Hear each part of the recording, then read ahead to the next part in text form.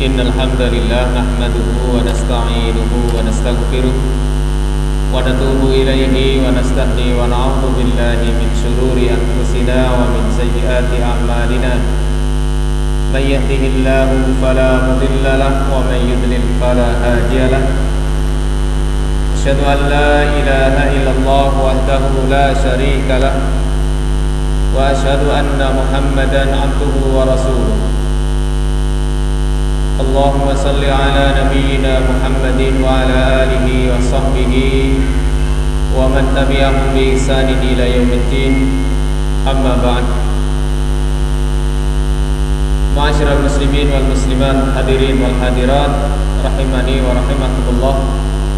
Alhamdulillah, pada kesempatan malam hari ini marilah kita tidak berhenti untuk senantiasa menambah bersyukur kita kepada Allah Subhanahu wa taala karena atas limpahan rahmat, taufik, hidayah serta maunah dan juga nikmat-nikmatnya kembali Allah Subhanahu wa taala memudahkan kita untuk berkumpul di salah satu rumah di antara rumah-rumah Allah ini dalam rangka kita bacakan ayat-ayat Allah, kemudian kita pelajari bersama.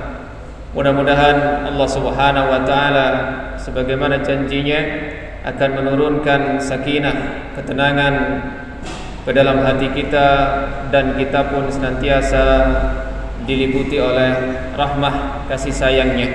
Amin ya rabbal alamin. Tidak terasa bahwa saat ini kita sudah memasuki bulan yang dimuliakan oleh Allah Subhanahu wa taala. Kita memasuki bulan Rajab. Tanggal pinten? Tanggal sekawan.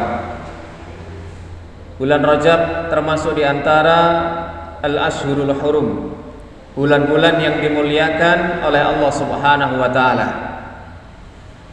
Yang Allah Subhanahu wa taala sebutkan bahwa jumlah bilangan bulan-bulan di sisi Allah ketika Allah menciptakan langit dan bumi adalah 12 bulan. Inna iddatas syuhuri indallahi 12 syahran fi kitabillah yauma khalaqas samawati wal ardh. Nah, di antara 12 bulan itu minha arba'atun hurum. Ada 4 bulan yang disebut dengan hurum, jamak dari haram, yang dimuliakan. Dan ini dirinci oleh Rasulullah sallallahu alaihi wasallam bulan-bulan itu, yaitu beliau mengatakan 3 bulan secara berurutan. Dimulai dari bulan apa? Dari bulan Dzulqa'dah. Ya, wong Jawa ngarani bulan apa? Sadurunge besar. Selo. Dzulqa'dah. Kemudian berikutnya Dzulhijjah. Berikutnya lagi karena 3 secara berurutan yaitu Muharram. Nah, yang satu terletak di antara Jumadan Tsaniyah wa Sya'ban. Terletak di antara Jumadah Tsaniyah atau Jumadah Akhirah dan Sya'ban, yaitu bulan Rajab. Karena kemuliaan bulan Rajab inilah maka Allah mewanti-wanti kita untuk tidak melakukan maksiat di dalam bulan ini. Kenapa? Kata Ibnu Abbas, tidak sama satu bentuk amalan, entah itu amalan maksiat ataupun amal soleh, yang dilakukan bertepatan dengan waktu atau tempat yang dimuliakan. Jika waktu itu dimuliakan oleh Allah, maka satu amal maksiat tidak sama, maka dosanya akan lebih besar. Begitu juga dengan amal soleh. Maka dalam surat tadi disebutkan fala tadlimu fihinna anfusakum. Jangan kamu aniaya dirimu sendiri di bulan itu, di bulan-bulan 4 itu. Begitu pula dengan amal soleh, maka tentu akan dilipat gandakan oleh Allah Subhanahu wa taala. Apalagi bulan Rajab ini sangat erat hubungannya dengan bulan Ramadan. Artinya kita tidak lama lagi ada waktu 2 bulan untuk persiapan bulan Ramadan. Sehingga Al-Balkhi pernah menyampaikan bahwa Syahrul Rajab, bulan Rajab itu adalah Syahruz Zar'i, adalah bulan menanam. Bulan Rajab adalah bulan saat kita menanam. Kemudian bulan berikutnya wa syahru Sya'ban, bulan Sya'ban adalah bulan apa? Mantun nandur terus panen. Kecepatan.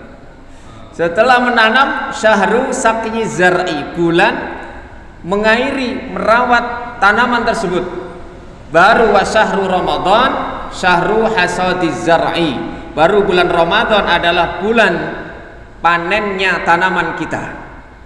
Artinya apa? Kata beliau, pembiasaan apa yang kita akan lakukan di Ramadan itu sudah kita mulai sejak bulan Rajab ini. Ditingkatkan lagi nanti di bulan Sya'ban. Apalagi bulan Sya'ban itu Nabi tidak pernah dilihat puasa penuh selain Ramadan kecuali di bulan Sya'ban. Kenapa? Di samping bulan Sya'ban itu dalam hadis tersebut, dalam hadis Aisyah, adalah bulan dilaporkannya amalan tiap tahun oleh malaikat, maka termasuk di antara pemanasan kita untuk puasa di bulan Ramadan. Bulan Rajab niku para ulama kita niku tokone wis ditutup. Nggih. Dagangane wis ditutup. Konsentrasi sudah mulai. Apa maneh Sya'ban? Apa maneh Ramadan? Konsentrasinya penuh ibadah. Beda dengan kita. Justru ramene niku Sya'ban mek Ramadan akhir-akhir niku. Eman niku perpekan. Ya ngoten. Rajab, Sya'ban memiliki kaitan yang erat dengan bulan Ramadan. Maka mudah-mudahan Allah Subhanahu wa taala yang pertama memberikan kesempatan kepada kita kelak untuk memasuki bulan Ramadan yang kesekian kalinya dan memberikan bimbingan taufik untuk memulai pembiasaan ibadah yang nantinya kita akan laksanakan di bulan Ramadan sehingga menjadi pembiasaan yang mudah. Amin ya rabbal alamin. Baik, itu muqaddimah. Sekarang kita lanjutkan materi kajian tafsir kita, masih surat yang ke-79, yaitu surat An-Nazi'at, bagian yang keempat dari tafsir Ibnu Katsir, atau bagian yang terakhir. Dimulai dari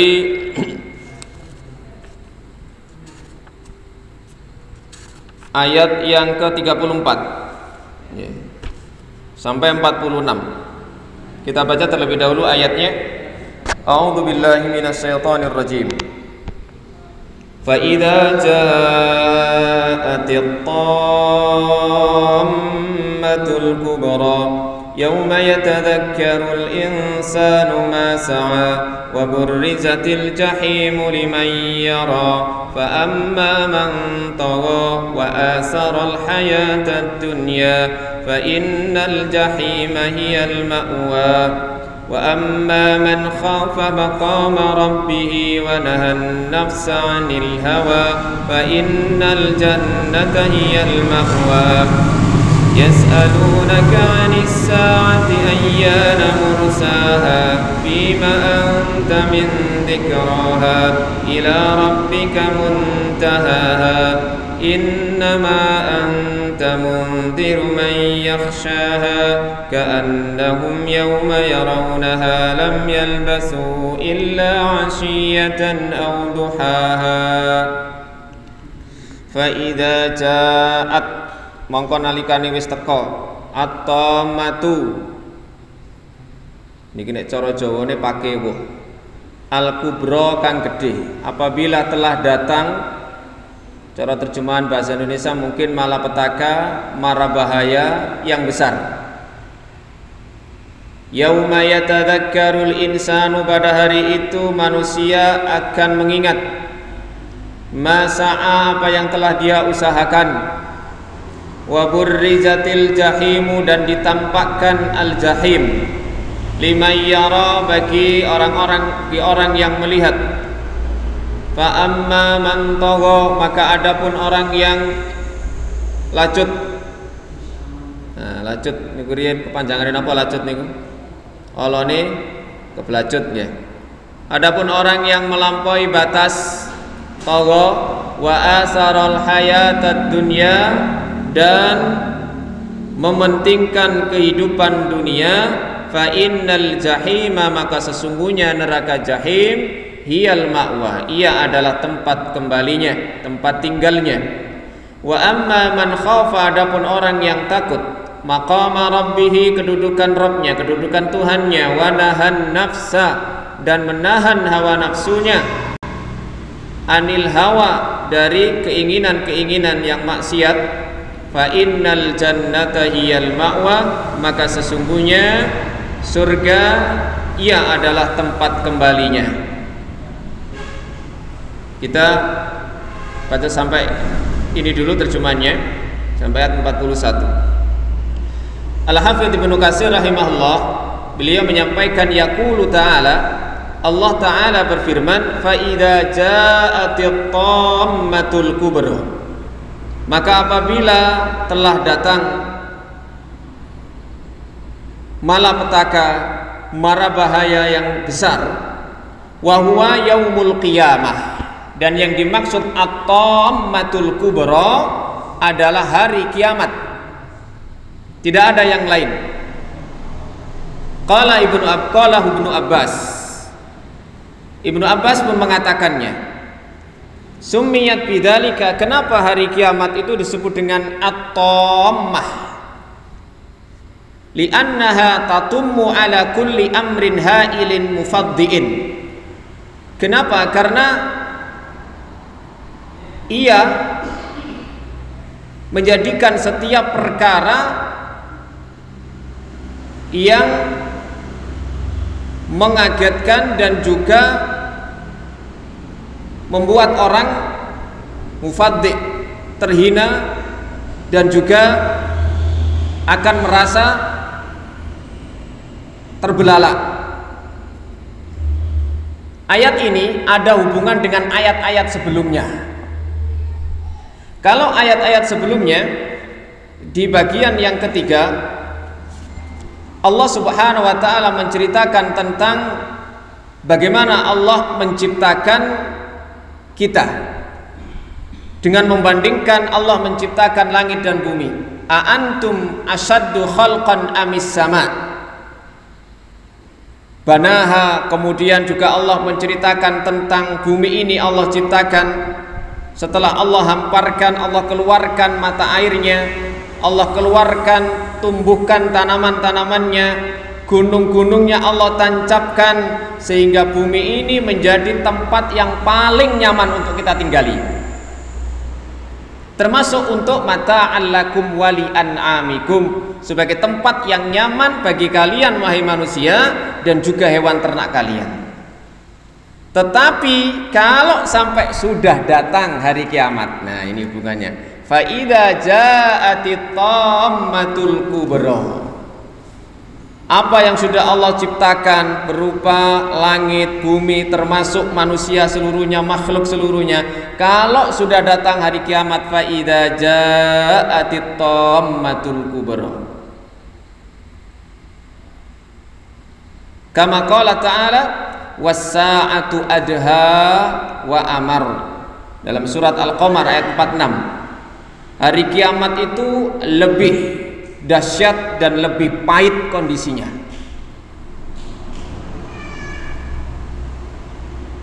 Semua yang Allah ciptakan akan binasa. Maka kalau sudah terjadi hari kiamat, apa yang akan dialami oleh manusia? Yauma yatadzakkarul insanu ma sa'a, maka manusia saat hari itu akan mengingat apa yang selama ini sudah dia usahakan, sudah dia kerjakan. Kata Ibnu Katsir, hina idin yatadzakkaru ibnu Adam, saat itu anak Adam akan ingat jami'a amalihi, seluruh amalnya, khairihi wa syarrihi, baik itu amal baiknya ataupun amal jeleknya. Kama qala ta'ala, sebagaimana Allah Ta'ala berfirman dalam surat Al-Fajr ayat 23, yauma idzi yatadzakkarul insanu wa anna lahu dzikra. Hari itu manusia mengingat, wa anna lahu dzikra, tetapi sudah tidak berguna lagi baginya peringatan. Dia mengingat seluruh amal-amal yang dia lakukan, entah itu amal soleh dia, ketaatan dia kepada Allah, ataupun amal jeleknya, semuanya diingat. Kalau dia teringat amal jeleknya, maka sudah tidak berfungsi lagi yang namanya adzikra, peringatan. Karena memang akhirat itu adalah darul jaza, kampung pembalasan. Dunia inilah yang sebenarnya adalah darul fitnah, kampung ujian. Makanya Ali bin Abi Thalib radhiyallahu anhu mengatakan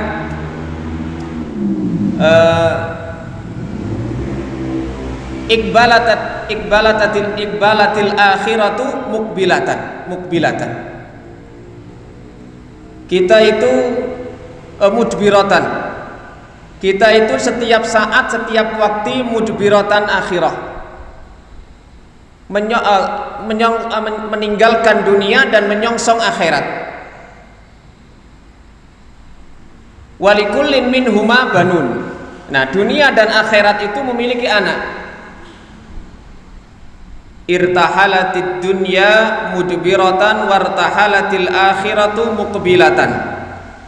Dunia akan berjalan menjauhi kita, sementara akhirat yang mendekati kita. Walikullin minhuma banun. Setiap dunia dan akhirat memiliki anak-anak. Anak-anak yang tunduk, taat dan patuh, entah itu kepada dunia atau kepada akhirat. Fala takunu min abna'id dunya, kata Ali bin Abi Thalib. Janganlah kalian menjadi anak-anak dunia. Wa kunu min abna'il akhirah, jadilah kalian anak-anak akhirat.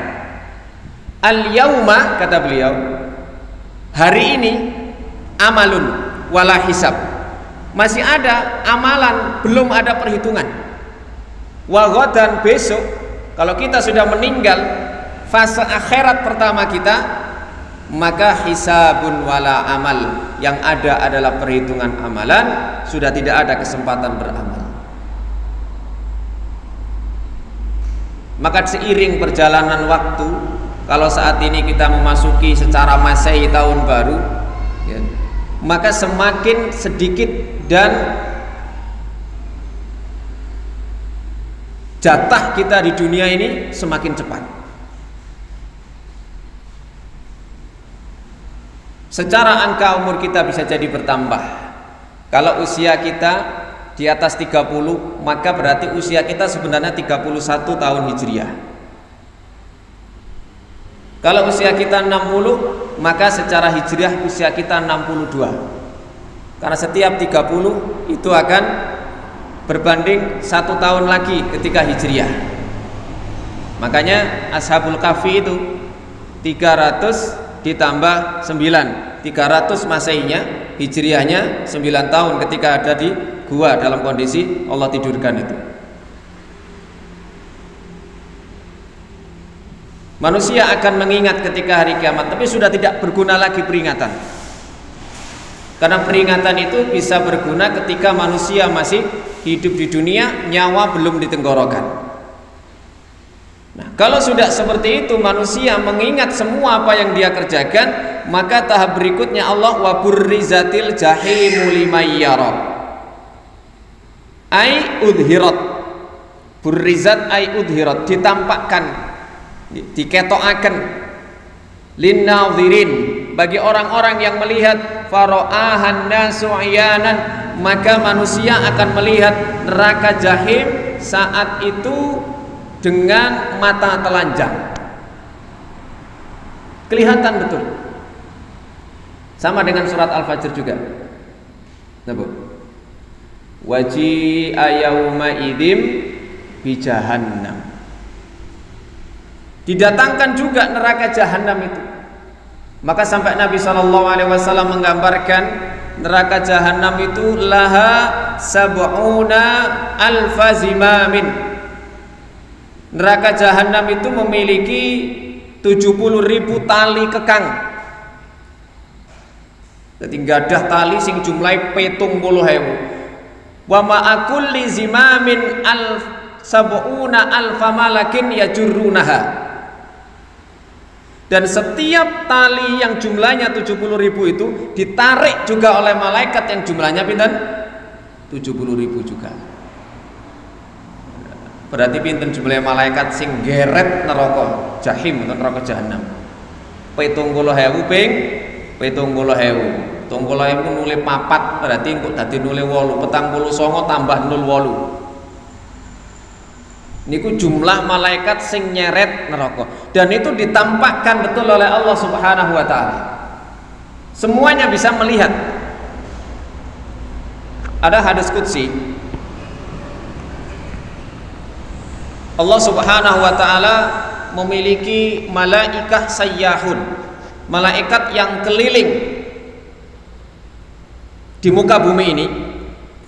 Mereka mencari majelis zikir. Salah satu majelis zikir adalah majelis ilmu.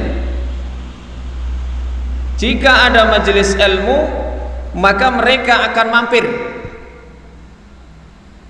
Mereka akan dengarkan apa yang diminta oleh orang-orang yang hadir di majelis ilmu. Ditanya oleh Allah Subhanahu wa taala, dan Allah Maha tahu. Apa yang diinginkan oleh hambaku yang ada di majelis zikir, di majelis ilmu tersebut, wahai malaikatku? Para malaikat menjawab, yuriduna al-jannah. Mereka menginginkan surga. Apakah mereka pernah melihat atau bertempat tinggal di surga sebelumnya? Kok sampai mereka minta surga? Belum pernah. Kalau hambaku tadi yang belum pernah ke surga, tapi mereka minta surga, apalagi mereka sudah pernah melihat surga secara langsung, tentu mereka akan lebih semangat untuk minta surga kepada Allah. Dan tidak salah, nggih, mboten salah kalau kalian jenengan njaluk swarga niku mboten salah. Sebab Nabi SAW sendiri memerintahkan, idza sa'altumul jannata, nek awakmu njaluk swarga mesisan fasalu al firdausa, mesisan njaluk swarga firdaus. Fa innaha a'lal jannah. Kenapa? Karena firdaus itu surga, swarga sing paling dhukur, wa ausatuha, lan sing paling tengah. Surga itu sesuatu yang sangat layak dan pantas kita minta kepada Allah. Kenapa? Karena Nabi SAW sendiri juga minta kepada Allah surga. Walaupun sebenarnya amalan kita tidak sebanding dengan surga. Kembali kepada majelis ilmu tadi, itu majelis zikir. Bagaimana mereka bisa minta surga padahal mereka belum pernah ke sana? Nah, kalau mereka sudah pernah ke sana merasakan nikmatnya, pasti mereka punya keinginan yang lebih keras lagi untuk minta surga. Kemudian ditanya lagi para malaikat, lalu apa yang mereka inginkan dari sebuah perlindungan? Mereka berlindung kepadamu dari neraka. Loh, apa mereka sudah pernah? Kata Allah, tanya, ke sana, ke neraka? Belum. Kalau belum pernah saja mereka sudah berlindung kepada Allah, apalagi kalau mereka sudah pernah merasakan neraka, pasti minta perlindungannya lebih keras lagi. Kalau kalian jenengan ini kan ngipi guru mesti untuk swarga sakit. Nek Kanjeng Nabi pernah ketika sholat kusuf, sholat gerhana, nggih, niku sampai diketokno swarga sing woh-wohane niku ndek, buah-buahnya dekat sehingga Nabi hampir saja meraih buah itu. Kok sampai Nabi berhasil? Wah, didum mbek para sahabat-sahabat akan bisa merasakan buah surga. Ya memang buah surga itu sangat rendah nih, gampang napa jenenge jupuk-jupukane kutufuha daniyah. Sampai Ibnu Katsir niku menceritakan itu sampai ketika orang itu sambil leyan nggih turu ngoten nggih wis iso napa nggayuh woh-wohane swarga. Begitu juga Nabi pernah sampai ditampakkan neraka sehingga beliau mundur. Nah, karena beliau seperti itu, maka beliau adalah orang yang paling tomat. Nabi itu paling punya keinginan keras untuk masuk ke surga dan terhindar dari neraka. Wa burrizatil jahimu liman yara. Maka neraka jahim itu akan ditampakkan oleh Allah Subhanahu wa taala. Fa amma man tagha, proses berikutnya ketika sudah ditampakkan neraka, maka sudah mulai ada konsekuensi amalan dilakukan oleh manusia. Fa amma man tagha, adapun orang yang melampaui batas tamarrada wa ata, dia ragu-ragu tentang kebenaran, dan juga dia orang yang melampaui batas dalam maksiat. Mengane tagha niku ngene cara Jawa lacut. Lacut niku akronim singkatan olone keblacut temen. Melampaui batas. Fir'aun itu disebut tagha. Ya. Fa innahu tagha. Karena dia melampaui batas. Sampai hak ilahiyah ya itu diakui dengan mengatakan ana rabbukumul a'la. Sudah melampaui batas betul. Wa asaral hayatad dunya, dan lebih mementingkan kehidupan dunia, ai qaddamaha ala amri dinihi wa ukhrahu. Dia lebih mendahulukan di atas perkara agama dan juga akhiratnya. Jadi dia mementingkan kehidupan dunia sampai dia melupakan perkara agama dan akhiratnya. Allah Subhanahu wa taala memberikan kaidah yang jelas bagi kita. Wabtaghi fima atakallahu minad daril akhirah. Cari yang sudah selayaknya kamu perjuangkan dari kampung akhirat. Wala tansa nasibaka minad dunya. Tapi jangan lupa kamu juga punya bagian dari kehidupan dunia ini. Dan para ulama menyebutkan tafsir bahwa artinya jadikan dunia yang Allah berikan kepadamu sebagai wasilah, sebagai sarana untuk meraih kebahagiaan di akhirat. Allah membagi rizki itu sebagaimana Allah membagi amalan kita. Innallaha qassama a'malakum kama qassama rizqakum. Allah membagi amalan sebagaimana membagi rizki.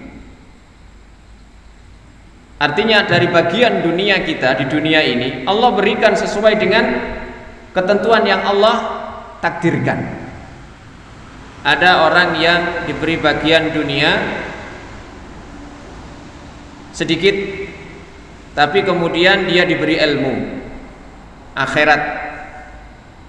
Ada orang yang diberi bagian dunia banyak sekaligus agamanya juga banyak. Ada orang yang diberi dunia banyak, kemudian hartanya sedikit. Diberi dunia harta banyak, akhirat atau agamanya sedikit, bahkan mungkin tidak punya.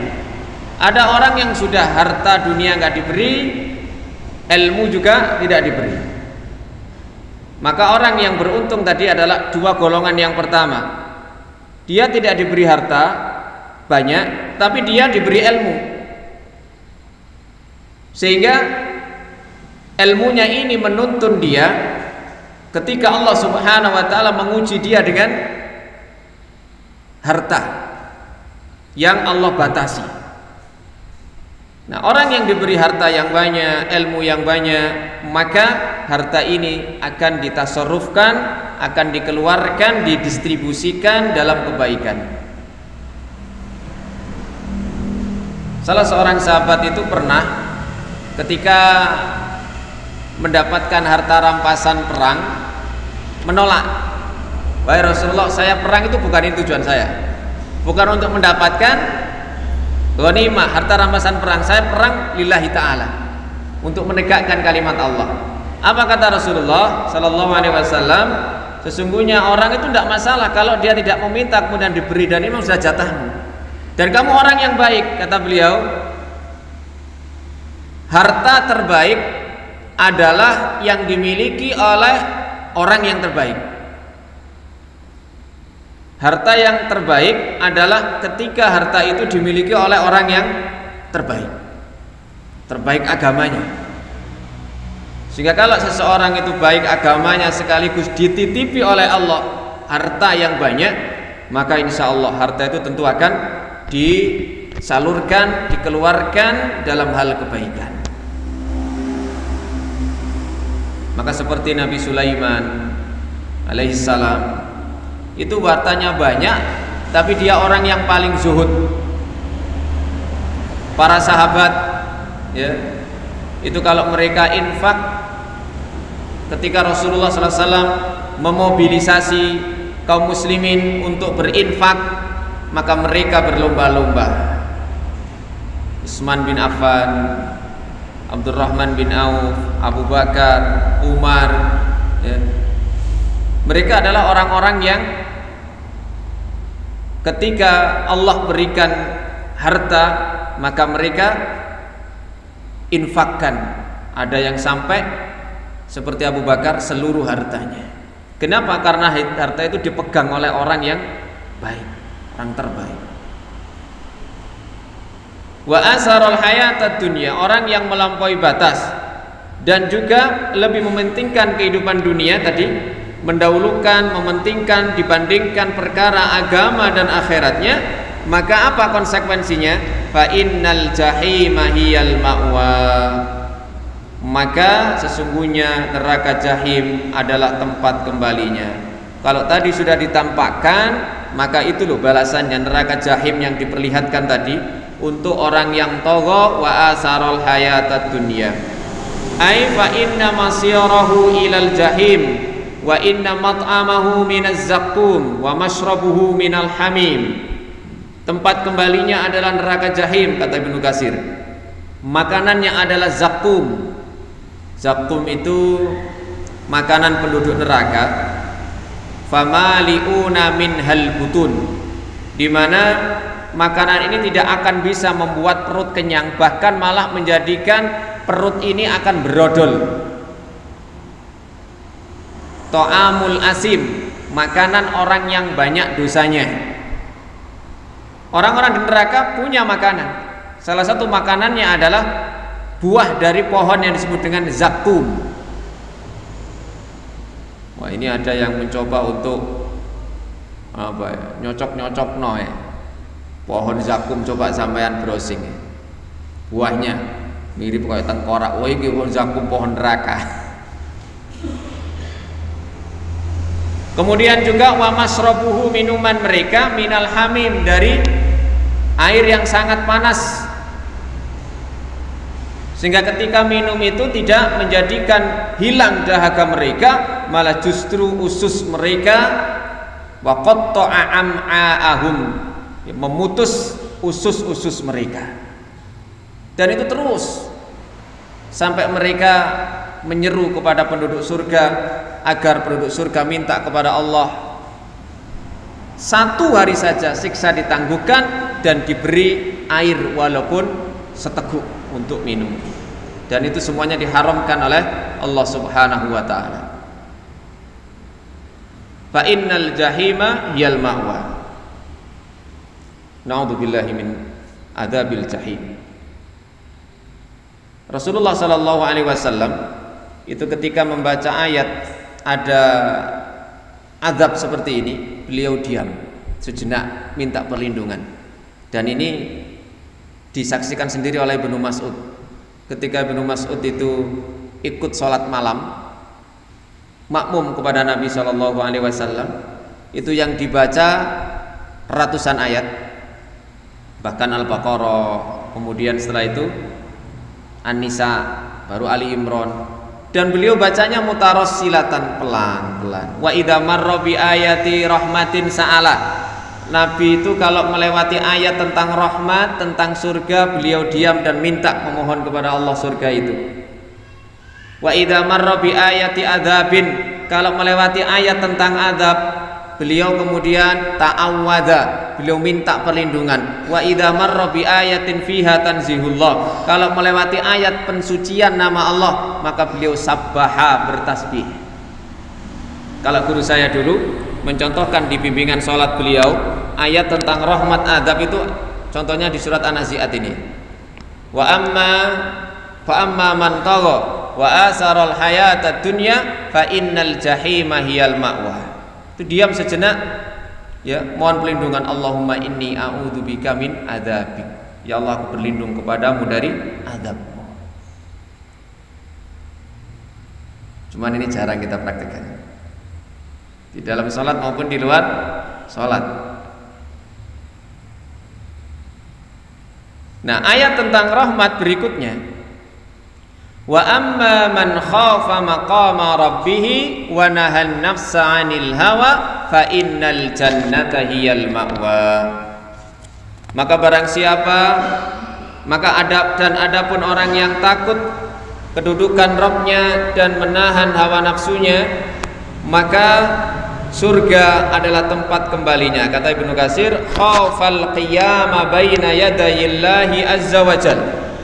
Yang dimaksud dengan khafa maqama rabbih, takut kedudukan Rabbnya adalah dia takut berdiri di hadapan Allah Ta'ala kelak. Dia memiliki rasa khauf ketika Allah nanti satu persatu akan menghadapi hambanya.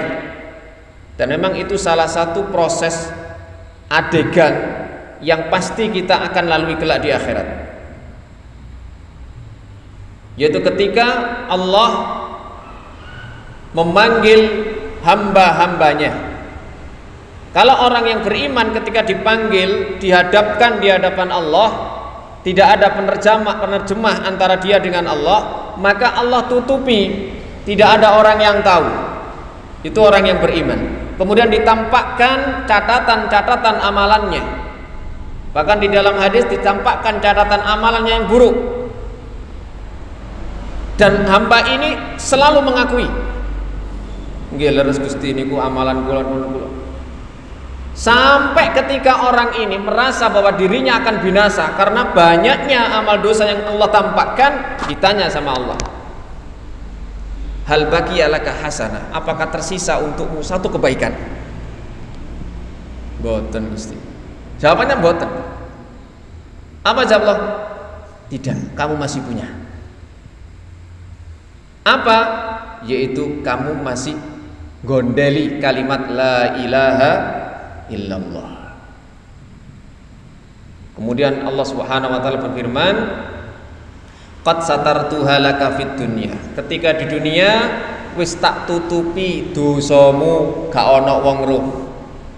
Wa ana aghfiruha lakal yauma, dan hari ini aku sudah ampuni.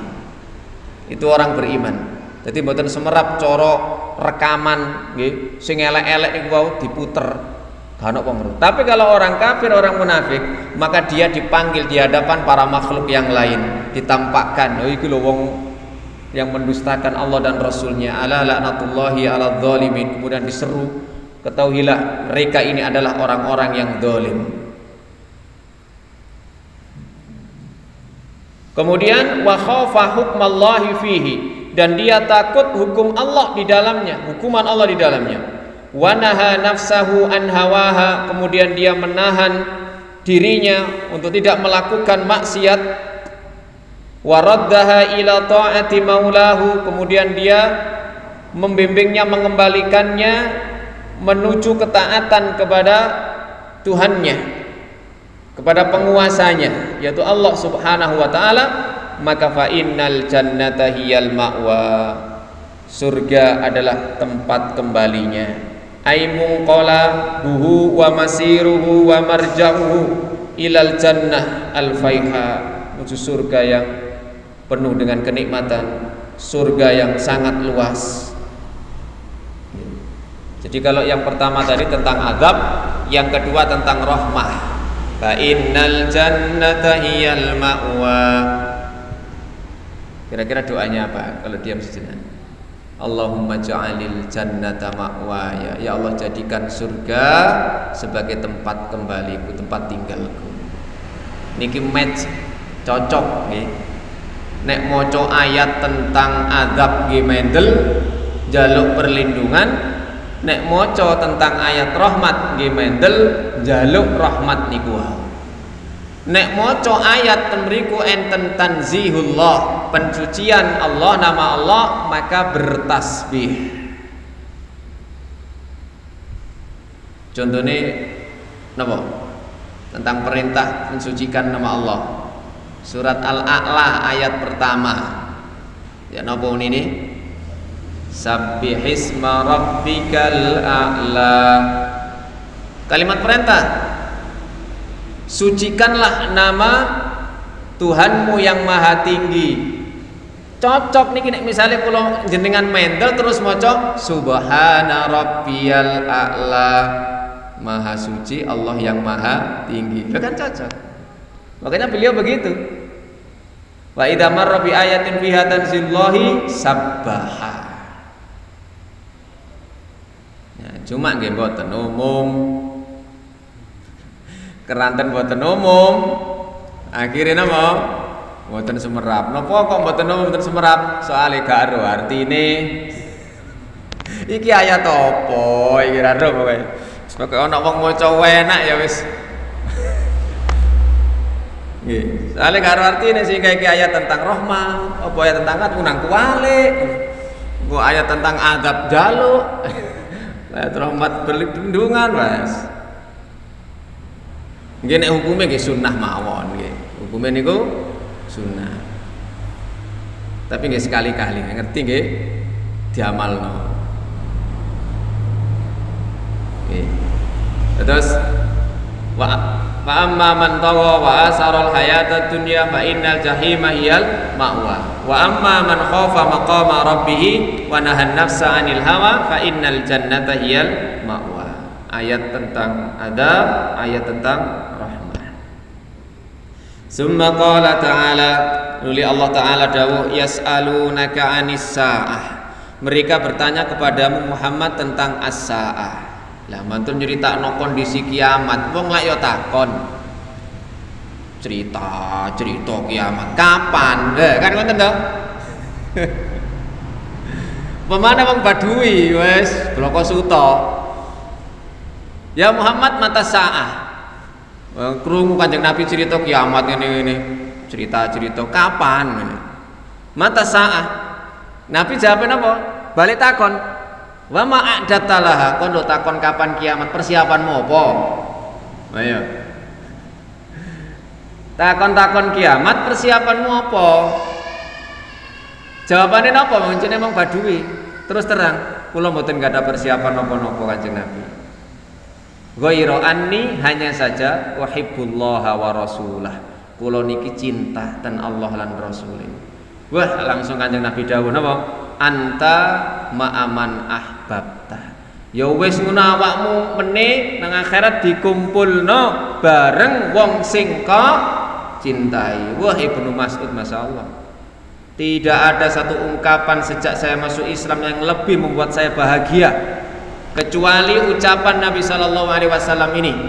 Anta ma'aman ahbabta. Kamu akan dikumpulkan bersama dengan orang yang engkau cintai. Makanya wong Badui niku nggih barokah, mendatangkan kebaikan bagi sahabat. Para sahabat sungkan nggih pekewu takon Nabi. Nek wong Badui kan ya gak paten duwe unggah-ungguh takon wis sak keneke. Sehingga itu menjadi barokah. Sehingga para sahabat itu sering kok kana wong Badui moro sirek. Takon-takon. Karena itu jadi ilmu. Nah, termasuk yas'alunaka ini bisa jadi mereka siapa? Ya orang-orang yang sudah beriman, tetapi mereka tidak berani bertanya secara langsung. Atau ini adalah tentang orang-orang yang mengingkari adanya hari kiamat sehingga sampai muncul pertanyaan, yas'alunaka 'anis sa'ati ayyana mursaha. Mereka bertanya kepada Muhammad tentang hari kiamat, ayyana mursaha, kapan terjadinya. Jenengan kan mungkin ngonten nggih. Cerita kate rabi, kapan? Masalah nikah kapan? Nah, mesti tanyane kan ngoten. Fima anta min dzikraha.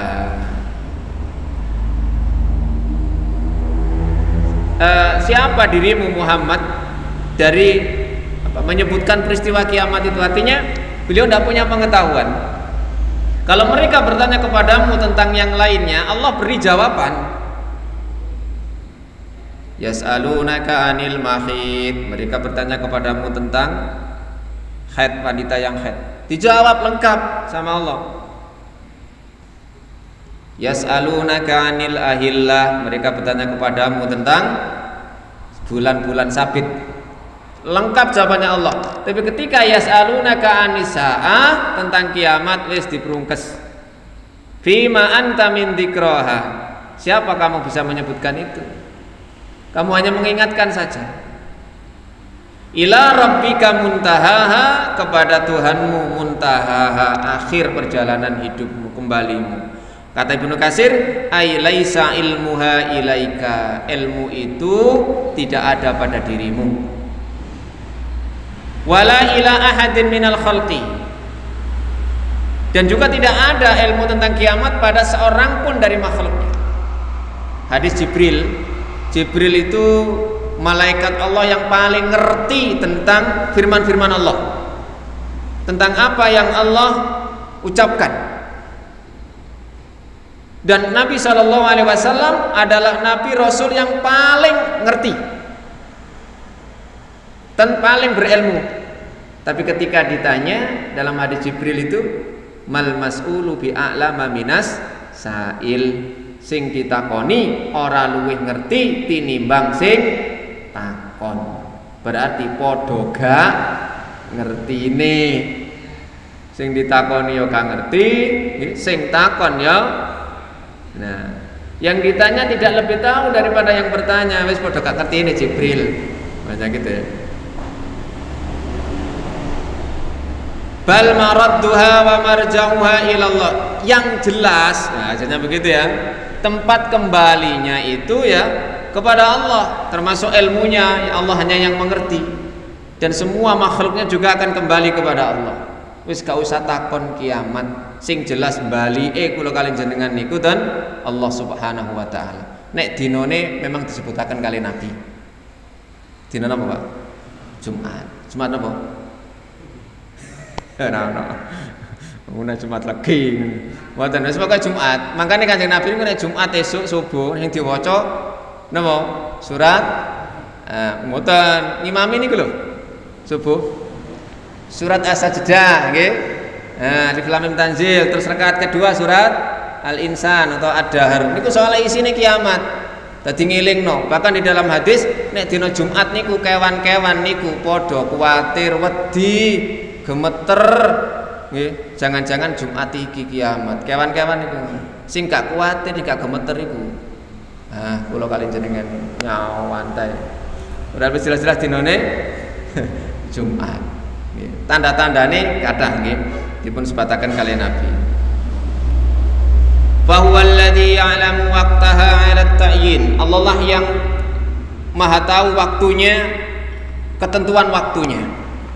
Ini sebagaimana juga dalam firman Allah Al-A'raf ayat 187, sakulat fis samawati wal ardi la ta'tikum illa baghtah. Tidak datang kiamat kecuali dengan mendadak. Yas'alunaka ka'annaka hafiyun anha qul innama ilmuha indallah. Kon iku takon kaya-kaya ragu. Takon kiamat kaya-kaya gak patek percaya nang kiamat ae. Qul innama ilmuha indallah. Katakan ilmunya ada di sisi Allah.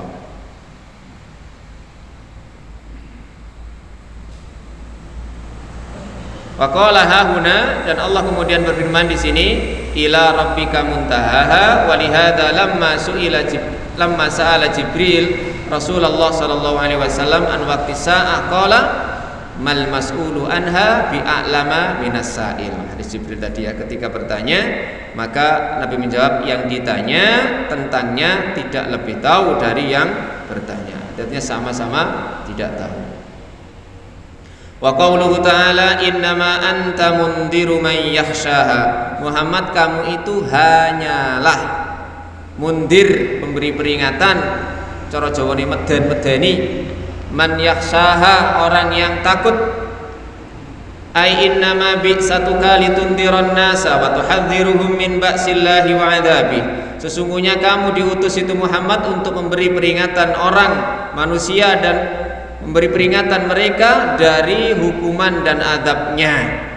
Faman khasyiyallaha wa khafa maqamah, maka barang siapa yang takut, memiliki sifat khasyah dan khauf terhadap kedudukan Allah dan ancamannya, ittaba'aka, maka dia akan mengikutimu, fa aflaha wa anjaha, sehingga dia menjadi orang yang muflih, tiang sing bejo, beruntung, wa anjaha, lan tiang sing lulus, sukses. Wal khaybah wal khasar ala man kadzdzabaka wa khalafaka, sementara ya kerugian bagi orang yang mendustakanmu dan menyelisihimu. Ka'annahum yauma yarawnaha lam yalbasu illa 'ashiyatan aw duhaha. Ketika datang hari kiamat itu seolah-olah mereka melihat hari itu tidak mereka tinggali kecuali asyiyatan aw duhaha. Asyiyatan niku waktu sore, yaitu setelah tergelincir matahari, setelah zuhur itu sampai tenggelam. Aw duhaha, atau waktu duha, yaitu setelah terbitnya matahari sampai zuhur. Orang itu akan nanti melihat ketika dibangkitkan dari kubur cuman sekitar setengah hari saja. Moro-moro wis napa ditangekno kalian Allah. Tentu yang bagi mendapatkan nikmat yang mendapatkan nikmat, bagi yang mendapatkan azab di kubur ya dia akan mendapatkan azab pagi dan petang. Nah, kiamat itu mereka rasakan secara mendadak, seolah-olah mereka hidup di dunia ini hanya asyiyatan aw duhaha, setengah hari saja. Dan ini penglihatan mereka ketika nanti di akhirat, kata Ibnu Katsir ya, waktu dunia wa qala Qatadah, waktu dunia fi ayunil qaum hina ayanul akhirah. Waktu yang setengah hari itu adalah waktu dunia di mata orang-orang ketika mereka sudah menghadap Allah di akhirat. Koyok mek dilutok, koyok jenengan mari preyan sak wulan meneh mlebu, koyok preine lho mek sedina tok cawepet preine, moro-moro meneh wis mlebu kerja maneh. Itulah waktu yang kita rasakan. Wallahu a'lam bissawab. Mudah-mudahan Allah Subhanahu wa taala senantiasa membimbing kita, memberikan istiqomah kepada kita, dan kelak di akhirat kita menjadi orang-orang yang tempat tinggal kita adalah di surga. Amin ya rabbal alamin. Demikian akhir penjelasan dari surat An-Nazi'at. Tutup dengan doa kafaratul majlis. Subhanakallahumma wa bihamdika asyhadu an la ilaha illa anta astaghfiruka wa atubu ilaik. Wa akhiru da'wana alhamdulillahirabbil alamin. Wassalamualaikum warahmatullahi wabarakatuh.